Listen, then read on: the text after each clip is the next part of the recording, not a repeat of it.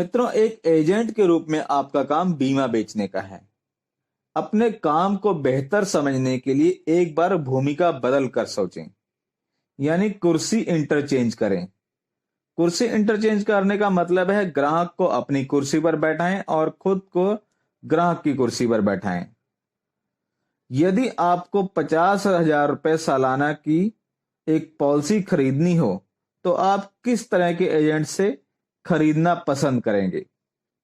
क्या आप किसी एजेंट का ग्राहक बनना पसंद करेंगे जिसे आधी अधूरी जानकारी हो, जो महीने में 2-4 दिन ही काम के लिए घर से निकलता हो, जो एक पॉलिथीन की थैली में कागज डालकर घूमता हो, जिसकी एजेंसी कभी भी जा सकती हो, या किसी एजेंट से ऐसे से खरीदना चाहोगे जो एकदम प्रोफेशनल हो, पूरी जानकारी रखता हो, बीमा क्षेत्र में जिसकी उपलब्धियां हो और जो पूरा रिकॉर्ड रखता हो और पूरी सर्विस देता हो?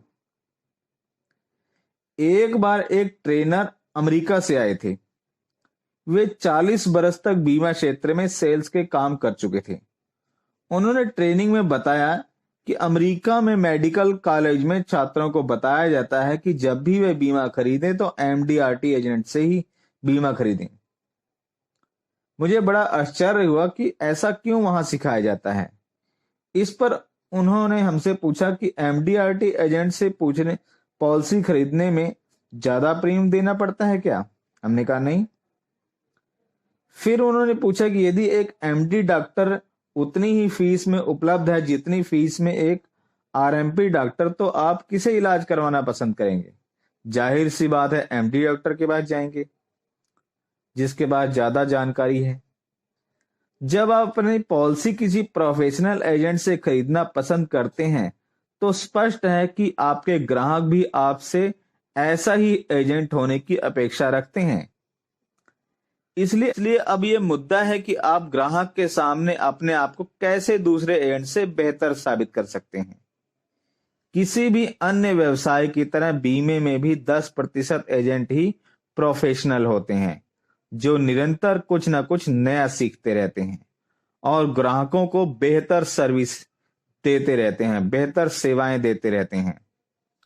बाकी 90% तो भीड़ का हिस्सा होते हैं, जो बस किसी तरह गुजारा चला रहे होते हैं, किसी तरह अपनी एजेंसी बचा रहे होते हैं।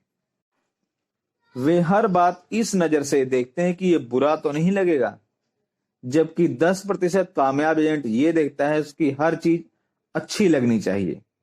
बुरी ना लगने वाली चीज औसत भी हो सकती है और अच्छी चीज लगने वाली चीज औसत से बेहतर होती है। आपके सामने चुनौती यह है कि आप कैसे अपने ग्राहक के सामने ये प्रमाणित करें कि आप 90% भीड़ वाले एजेंट ना होकर 10% कैटेगरी वाले प्रोफेशनल एजेंट हैं। इसके लिए आपको बहुत सी चीजों पर ध्यान देना होगा। आइए इन्हीं में से जानते हैं एक फैक्टर एक्स के बारे में। यदि आप बीमा एजेंट के रूप में टॉप पर पहुंचना चाहते हैं, तो इसका अर्थ है आप बाकी एजेंट से आगे निकलना चाहते हैं। बाकी सबसे आगे निकलने के लिए जरूरी है कि आप वह करें जो बाकी एजेंट नहीं कर रहे हैं। यदि आप भी वही सब कर रहे हैं जो वे सब करें, तो आप औसत ही रहेंगे। किसी कक्षा में यदि सब छात्र 60% अंक लेने वाले हैं, तो वहां की औसत ही है 60%। वहां 60% को बहुत ही आसान नहीं समझा जाएगा। यदि आपको उनसे ज्यादा अंक लेने हैं, तो देखने वाले की बात यह है कि आप उनसे अलग क्या कर रहे हैं। जो काम आप दूसरों से ज्यादा अच्छा करते हैं, वह है फैक्टर एक्स। यदि आपको कोई फैक्टर एक्स है ही नहीं आपके पास, तो फिर दूसरों से आगे निकलने की बात सोचना केवल ख्याली पुलाव है। क्या आपको दूसरों से ज्यादा प्लान पता है? क्या आप अपने काम का एक तय रूटीन रखते हैं? क्या आप हर रोज नए ग्राहक खोजने का प्रयत्न करते हैं? क्या आप मानते हैं कि बीमा बिकना भाग्य का काम है, या आप मानते हैं कि इसे प्लानिंग करके बढ़ाया जा सकता है? क्या आप मानते हैं कि दूसरे बड़े एजेंट जो काम कर रहे हैं वह आपके लिए भी संभव है? क्या आप बीते हुए कल से आज बेहतर परिस्थिति में हैं? क्या आपको अंदर से महसूस होता है कि आप जो फैक्टर एक्स लगा रहे हैं वह आपको दूसरों की अपेक्षा बेहतर स्थिति में पहुंचा देगा?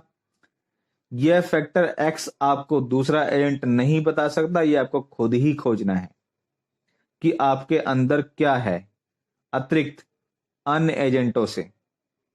यदि दूसरे एजेंट को इतना समझ आ गया होता तो वह भी इसे लागू कर चुके होते। तो इसलिए आपको अपना फैक्टर एक्स खुद ढूंढना है और खुद ही अन्य एजेंट से अलग कुछ करना है, ताकि आप अलग नजर आएं, प्रोफेशनल नजर आएं और बीमे के व्यवसाय में बुलंदियों को छुएं।